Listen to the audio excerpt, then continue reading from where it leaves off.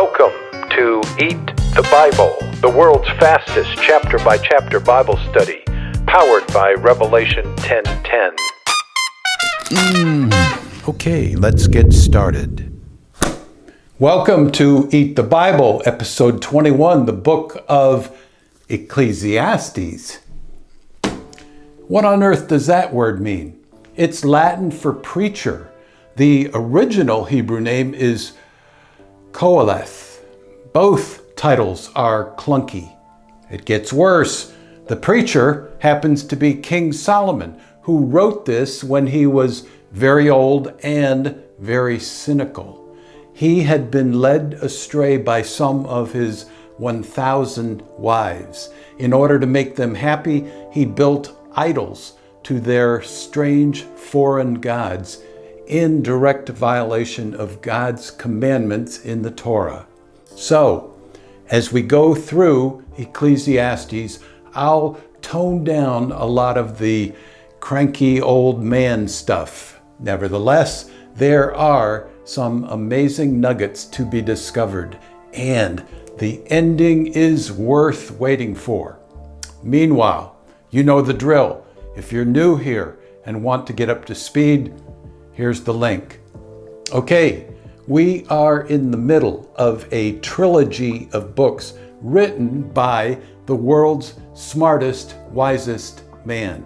He started out strong with 2 personal visitations by God himself, but like many of us, he stumbles in later life. So I extend a lot of grace to Solomon because I too have stumbled along the way. I too have had jaw-dropping encounters with God. But over time, memories fade, experiences lose significance. So I understand Solomon. He's human like the rest of us. All right, are you ready for another sit-down dinner with the tired old king? Yes? All right, let's Eat Ecclesiastes. Let's get Solomon's bad attitude out of the way first. All is vanity and a striving after wind. I applied my heart to know wisdom and to know madness and folly. I perceived that this also is but a striving after wind. He's basically saying everything is futile, so what's the point to life? Solomon lists his accomplishments, his building projects, his riches, his pursuit of wine and women, his gung-ho approach to life, and concludes, once again, all was vanity and a striving after wind. So I hated life. I hated all my toil in which I toil under the sun. So I turned about and gave my heart up to despair. Then he adds, there is nothing better for a person than that he should eat and drink and find enjoyment in his toil. Oh my. You may be familiar with the song Turn, Turn, Turn, made popular by the Byrds back in the 60s. The chorus goes, to everything turn, turn, turn. There is a season, turn, turn, turn. The lyrics come from this chapter. The literal verses read, for everything there is a season and a time for every matter under heaven. A time to be born and a time to die, a time to plant and a time to pluck up what is planted, and on it goes. What's really being said here? Every moment of your life is destined to happen at a specific time according to the script that God holds in his hand.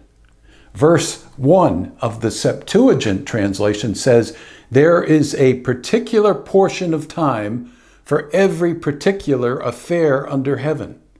The Moffat translation says, everything has its appointed hour. The basic English translation says, "For everything there is a fixed time." Verse 11 says, "God has put eternity into man's heart, yet so that he cannot find out what God has done from the beginning to the end." In other words, we have got a finite brain limited by its logical thinking circuits that's completely blind to an invisible, infinite, timeless realm that's only 18 inches away. Verse 15 describes specifically how God comes up with the script that dictates our life. That which is already has been. That which is to be already has been. Earlier, Solomon had written, "What has been done is what will be done." You see, God is outside time. In the God zone, there's no before or after, but only now. I've tried depicting it a couple of different ways. If this marble is our world with its ticking clocks, the God zone, where there's no such thing as time, surrounds it. I used a pickleball in the last video to say the same thing. It's like God is in a helicopter above a parade, looking down on a city street. From his perspective, he sees the beginning of the parade as well as the end. So when God looks down on earth, he sees everyone's life on its timeline from birth to death. Every thought, every free will decision is visible to God. In essence, God scans our timeline like a strip on the back of a credit card. Zip, and it's read. All our choices are recorded in our script. Then God flies in his helicopter, his time machine, back to the beginning, to Genesis 1:1, before time began. And so he awaits your birth, holding your script in his hand the way a father would cradle his newborn child. Solomon saw this. He says, God seeks what has been driven away, what has been pursued. Another translation says, God summons each event back in its turn. Meaning, since your timeline is already on the books, so to speak, God watches your choices unfold just as you had made them, and make them in the here and now. Then I saw that all toil and all skill and work comes from a man's envy of his neighbor. Envy. It's what causes wars. It's what motivates politics. It's the engine behind capitalism. It ruins relationships. It causes strife. It's one of the honeypots Satan can use to get into our head.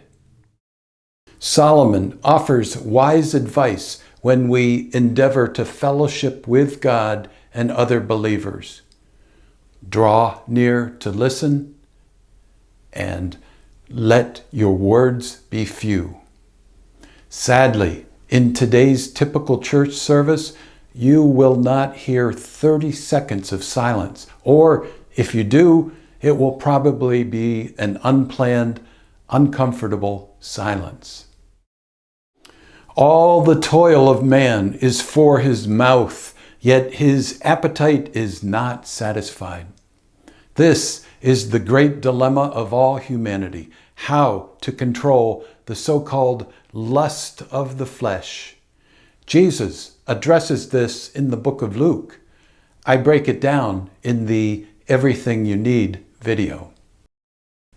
Do not be overly righteous, and do not make yourself too wise.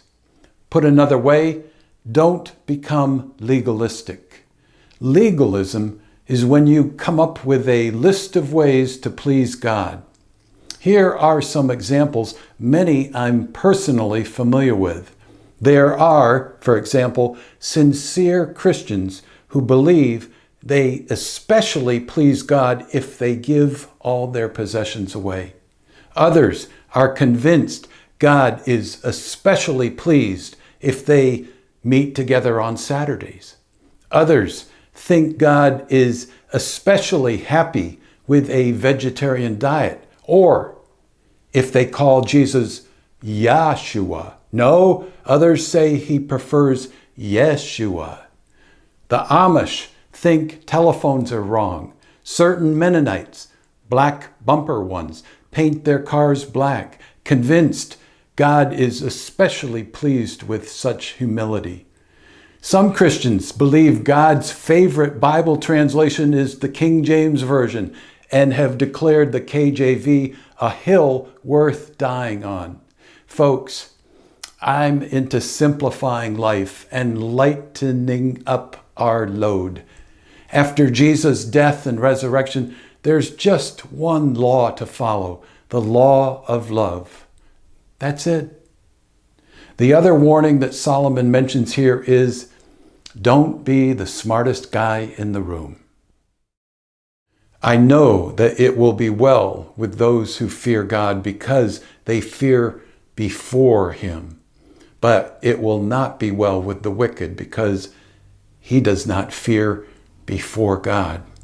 The emphasis here is before. Because God's eyes are upon us, we are always in his presence. We are always before him. Whatever your hands find to do, do it with all your might. Even in your thought, do not curse the king, nor in your bedroom curse the rich, for a bird of the air will carry your voice, or some winged creature tell the matter.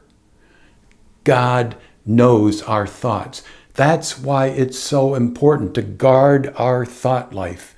Satan's goal is to plant negative thoughts. That's his specialty.